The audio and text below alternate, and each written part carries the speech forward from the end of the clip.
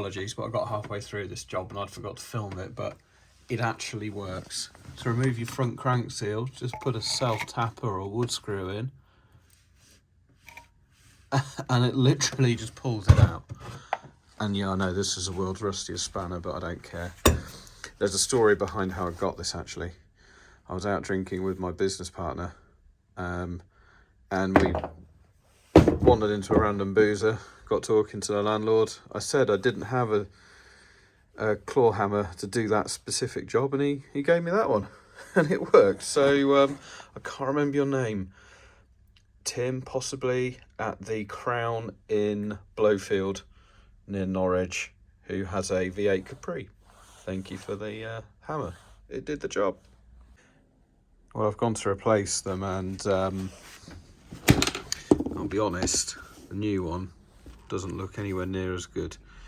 Smooth, whereas this one is ribbed. The moulding is far simpler, and see, this one's got an extra sort of cutout bit there, and getting the crank pulley. I mean, bear in mind this one has had a screw through it, and also got a big nick where I tried to lever it out with a screwdriver. It grips, you're gonna take my word for it. It just grips a lot better. And yeah, I mean, I can push that. Don't know if you can see,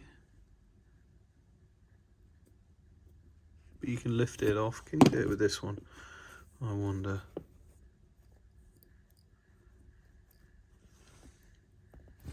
Yeah, you see, when you push this one, the seal moves, but it still retains its grip on the shaft. Whereas this one, it pops off, and you see that gap there. Whereas this one, being knackered still, doesn't. Right, that won't be getting fitted. I'll have to get a better quality one. So yeah, word of warning for people out there, there is shite still floating around.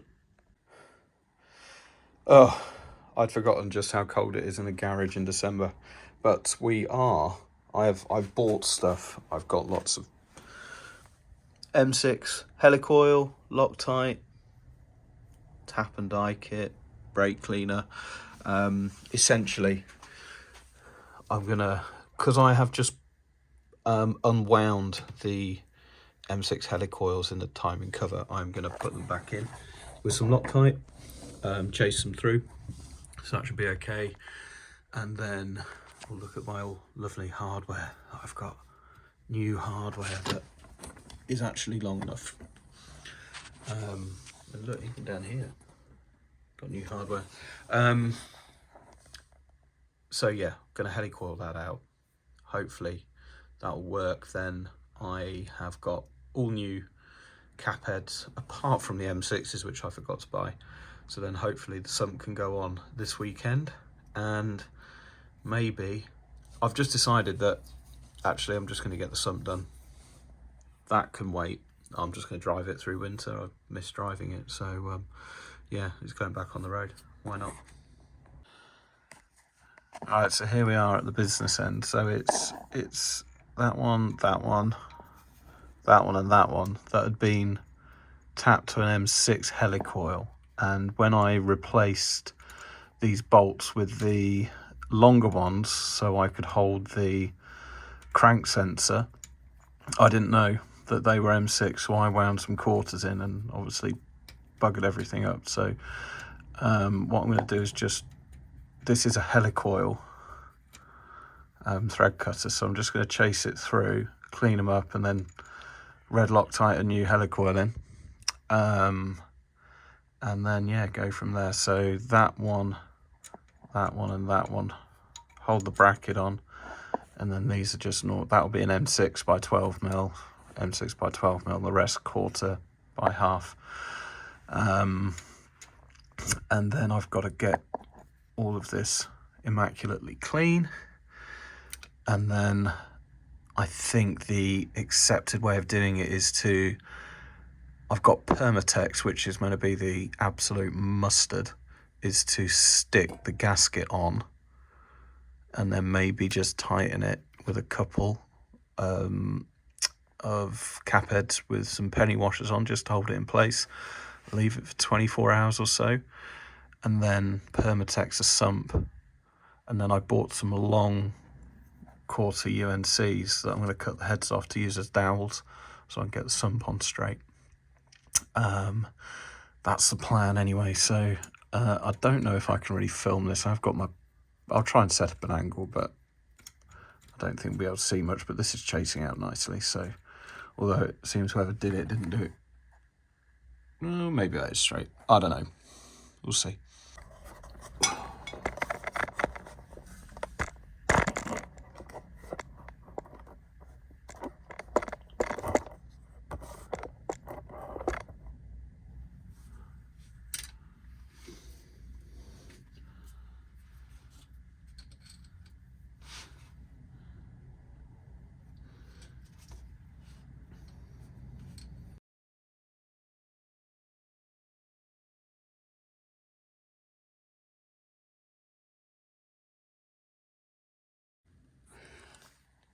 Alright, I think you just got a lovely view of my greying barnet there, but that, in my opinion, is chased out beautifully. Ready for some helicoils, so I'll just do these two, and then we'll stick 4 of the buggers in. Right, so all chased out and ready to put the helicoils in. This one doesn't look great up top. That one looks fine. That one looks fine. That one is breaking in. No, it's broken past the timing case cover. I'm not sure if you can see that. So that wasn't me. Well, I don't think it was. Pretty sure it wasn't me.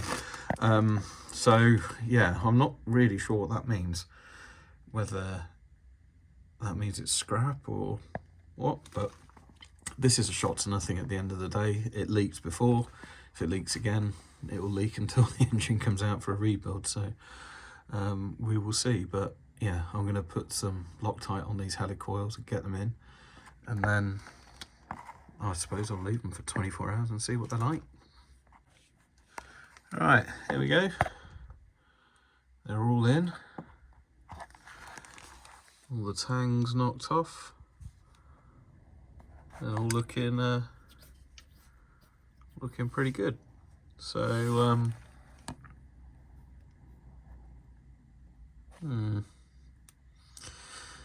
it's almost like you can feel that one there, but it's just a ridge. It's not the helicoil. And there, I've decided I'm just going to, when I put the cork on, I'm just going to squeeze a little tickle of RTV in there, because you've got to put RTV in here anyway for the half moon cork seals. But yeah, unless anyone can spot something I can't, I think that's a job well done. Although the red Loctite is actually green, but it does say high strength on it. So yeah, I'm going to give these at least 24 hours before winding anything into them. The bolts, are they screws? The screws, they are screws, not bolts. The screws that go into them are only to 7 foot-pounds, so I'm not hugely concerned. You know, they're not meant to be torqued up that high anyway. So I'm going to give while I'm under here, I'm going to give this a bit of a clean, and then I'm going to go off and buy the M6 bolts that I forgot to yesterday. It's only a 25-30 mile round trip, so no worries. Right, and that is the bottom section, maybe on a little bit thick just there, with a smear of brushed on Permatex.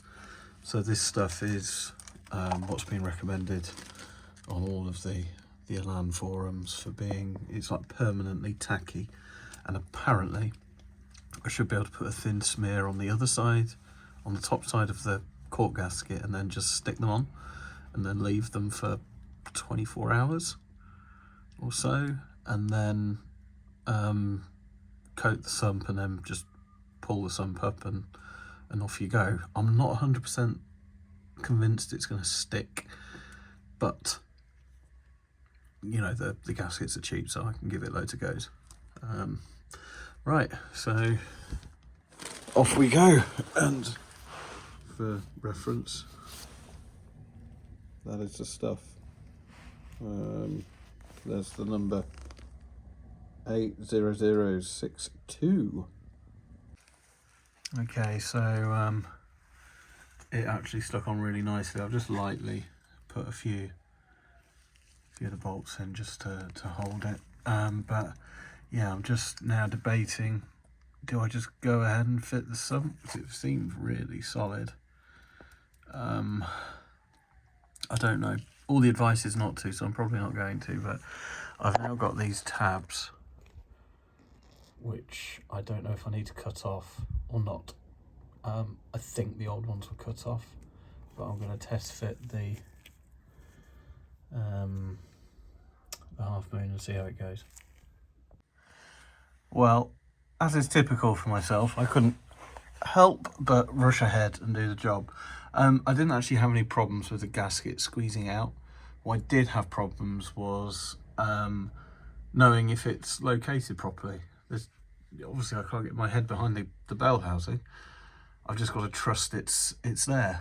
Other than that, everything went in beautifully smoothly, including the crank sensor, apart from this one, which inexplicably was cross-threaded. Or I tested it. I tested all of them. It wasn't cross-threaded. I think it was just ever so slightly misaligned, and the bolt hitting the sump pushed it out of alignment and caused it to cross-thread. I don't know, but it was the last one in. But all the others were fine. Yeah, don't know. But yeah, the crank sensor's on. You can see. Yeah, I just hope it's all right. You know, it feels all right. It talks up evenly. Yeah, so proof of the pudding's in the eating. I'm going to leave. Well, I haven't got oil filters or any oil, so even if I wanted to, I couldn't test it. But yeah, it's on. So I'm going to keep all my little pinkies crossed that it is going to be oil tight.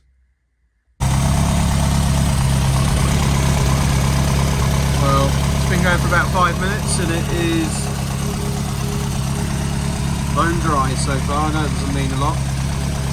If it's still dry for 500 miles, I'll be happy, but so far so good. I'll check out my huge marler. This is an OC38 filter. It's huge. You can get them from OP for about £8, much cheaper than TTR. I did just see a drip. I think that's good out coolant where it's spilt. Not oil anyway. Well, she's running like a champion, so I suppose let's put the wheels back on and get driving her in December. Oi oi!